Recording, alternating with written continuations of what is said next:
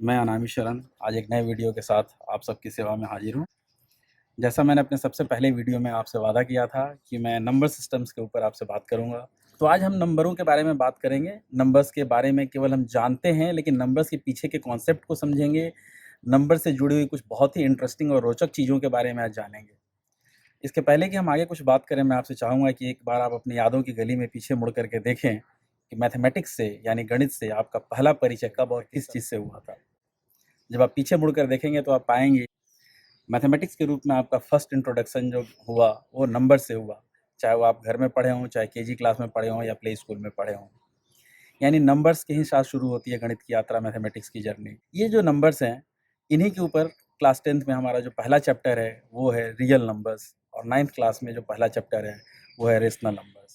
दोनों ही क्लास में नंबर्स के ऊपर सबसे पहले हम बात करते हैं। तो रियल नंबर्स या रेशनल नंबर्स को जानने से पहले आइए सबसे पहले हम जानते हैं नेचुरल नंबर्स। तो काउंटिंग के लिए जो नंबर्स इस्तेमाल होते हैं they are called natural numbers, जैसे 1, 2, 3, 4 एंड सो ऑन। यहाँ पे एक बड़ा मज़ेदार सवाल आता है। किसी स्टूडेंट ने मुझसे एक बार पूछा था कि sir what is natural about this numbers, why do we call them natural numbers? आखिर इन नंबर्स को हम नेचुरल नंबर्स कहते क्यों हैं? मैंने फिर पूछा कि अच्छा एक बात आप लोग बताएं, सारे स्टूडेंट से मैं आप सबसे जानना चाहूँगा कि नेचुरल कहते किसको हैं? किस चीज़ को हम नेचुरल कहेंगे? आप कहेंगे पेड़, पहाड़, नदी, झरने, धरती, पूरा हमारा solar system, this all things are natural. हवा, पानी। किस क्राइटेरिया पे आपने इसको नेचुरल कहा? क्या क्राइटेरिया होता है किसी चीज़ को नेचुरल कहने का? किसी बच्चे ने मुझसे कहा कि सर जो चीज़ बहुत सालों से है, हज़ारों लाखों सालों से, उसको हम नेचुरल कहते हैं। मैंने कहा कि नहीं, बहुत सी चीज़ें हैं जो बहुत कम सालों से हैं। जैसे पेड़ अगर 10 साल पहले लगाए, 20 साल पहले लगाए, तो क्या वो नेचुरल नहीं होगा? वो आर्टिफ़िशियल हो जाएगा। पहाड़ अगर कुछ 100 साल पहले पैदा हुए हैं, कोई नदी, कोई तालाब, कोई झरना अगर कुछ साल पहले पैदा हुए हैं, तो क्या वो नेचुरल नहीं कहलाएँगे?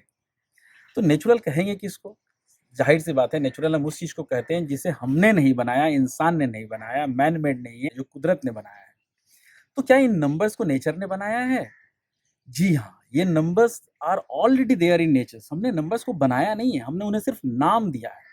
फॉर एग्ज़ाम्पल अगर एक किसी पहाड़ को देख कर के हम उसे एक नाम देते हैं हिमालय, तो इसका ये मतलब नहीं है कि हमने उस हिमालय पहाड़ को बनाया है। अगर हमने एक नदी देखी और उसको एक नाम दे दिया गंगा या नर्मदा, इसका ये मतलब नहीं है कि हमने उस नदी को बनाया है। वो चीज़ थी, हमने सिर्फ़ उसे नाम दिया है। तो numbers are there in nature everywhere. हमने उनको नाम दिया है। अलग-अलग क्वांटिटी को एक अलग-अलग नाम दिया आपने, एक अलग-अलग सिम्बल्स दिया। तो हम जो भी क्वांटिटी देखते हैं, उन सबको एक सिम्बल्स देते हैं।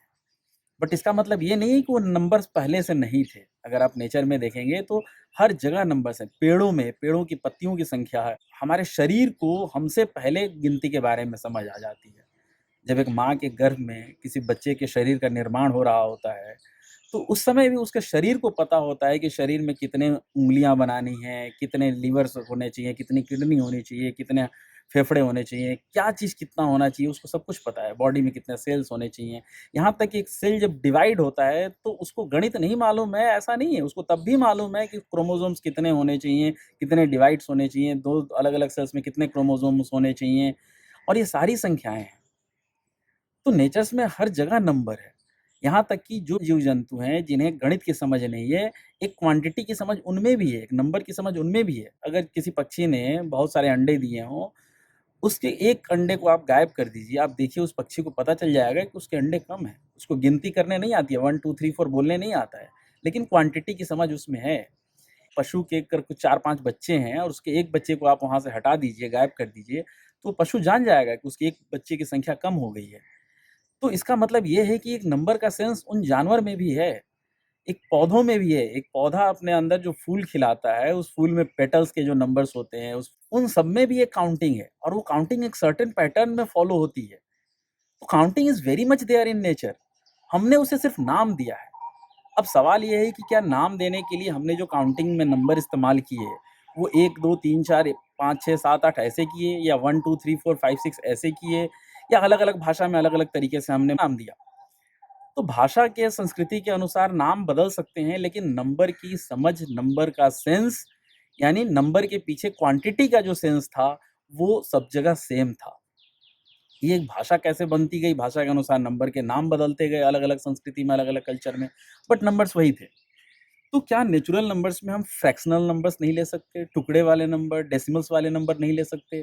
क्या वो नंबर्स नेचर में नहीं हैं? चलिए एक छोटा-सा एग्ज़ाम्पल लेता हूँ। जैसे मैं अगर कहूँ कि मेरी ये उँगलियाँ हैं, कितनी उँगलियाँ हैं? तो क्या आप ये कहेंगे कि ये अंगूठा इस उँगली के आधा है तो इसको हम आधी उँगली कहेंगे, ये 1 उँगली कहेंगे, एक सवा उँगली कहेंगे, ये पौना उँगली कहेंगे, ये चौथाई उँगली कहेंगे, ऐसा तो कुछ आप नहीं कहते हैं। आप सारी उँगलियों को एक कंप्लीट उँगली काउंट करते हैं 1, 2, 3, 4, 5। उसी तरह अगर एक पौधे में 5 पत्तियाँ हैं या 4 फूल हैं या 3 फल हैं, तो उनकी आकृति, उनके साइज़, उनके वेट के आधार पर उनकी गिनती में आप अंतर नहीं करते हैं। आप उन सबको एक-एक, एक-एक मुकम्मल काउंट करते हैं। यानी हर चीज़ अपने आप में एक पूर्ण है। तो इसलिए हम जब भी काउंट करते हैं, काउंटिंग में हम कभी आधा, पौना, सवा, डेढ़, ढाई की काउंटिंग नहीं लेते हैं। इसलिए जो काउंटिंग वाले नंबर्स हैं, जो नेचर में नंबर एक्ज़िस्ट कर रहे हैं, उन नंबर्स को हमने नेचुरल नंबर नाम दिया और वो 1, 2, 3, 4, 5, 6 एंड सो ऑन वो नंबर्स बढ़ते चले गए। यानी एक तरह से ये सारे नंबर्स वही हैं जो हमने एक क्वांटिटी के लिए एक सिम्बॉल्स ढूँढने की कोशिश की और वो सिम्बॉल्स को जो हमने नाम दिया वो नंबर्स कहलाए, नेचुरल नंबर्स कहलाए। इसके बाद जैसे-जैसे हमारी मैथ की ज़रूरत बढ़ती गई, हमें लगा कि नहीं हमारे नंबरों की ज़रूरत कुछ और बढ़ रही है। हमारे पास अगर कुछ भी नहीं हो, if we have nothing, then we did not have any symbol to represent that nothingness.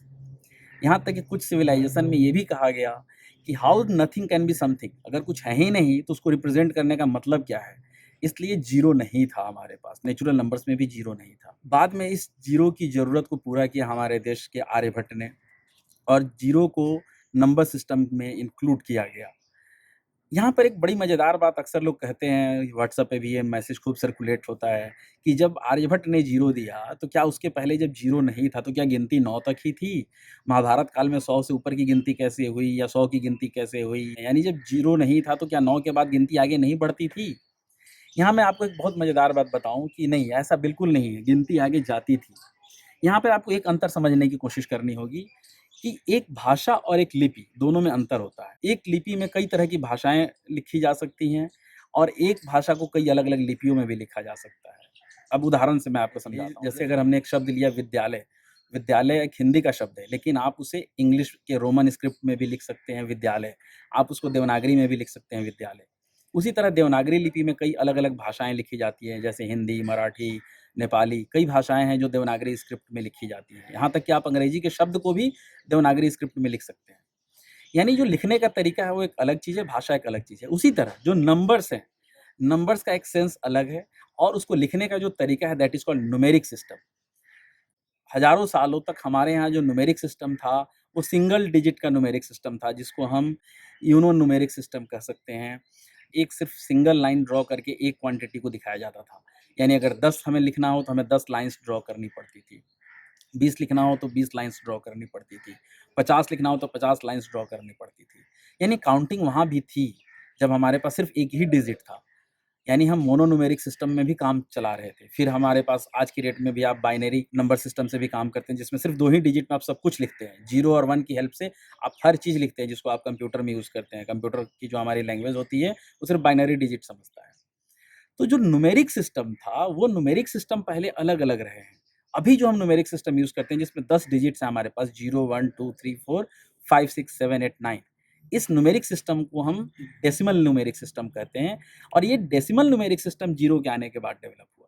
लेकिन उसके पहले भी हमारे पास बड़ी-बड़ी संख्याएँ थीं। यहाँ तक सैकड़े, हज़ार, लाख, करोड़, अरब, खरब, नील, पद्म, महाशंख तक की संख्याएँ हमारे पास थी। ऐसा नहीं है कि संख्याएँ 9 के आगे रुक गई। उदाहरण के तौर पे अगर आपको 10 लिखना हो, 10 को आप डेसिमल सिस्टम में कैसे लिखेंगे? ऐसे लिखेंगे। 10 को आप देवनागरी में कैसे लिखेंगे? ऐसे लिखेंगे। 10 को आप रोमन में कैसे लिखेंगे? आप ऐसे लिखते हैं। यानी अगर आप रोमन में देखें तो 10 लिखने में आपको क्या 0 की ज़रूरत पड़ी? नहीं पड़ी। रोमन में आप 100 लिखिए, कैसे लिखेंगे? ऐसे लिखेंगे। इसमें आपको कहीं 0 की ज़रूरत पड़ी? नहीं पड़ी। अगर आप 100 को देवनागरी स्क्रिप्ट में लिखेंगे, कैसे लिखेंगे? आप ऐसे लिखेंगे। इसमें कहीं आपको 0 की ज़रूरत पड़ी? नहीं पड़ी।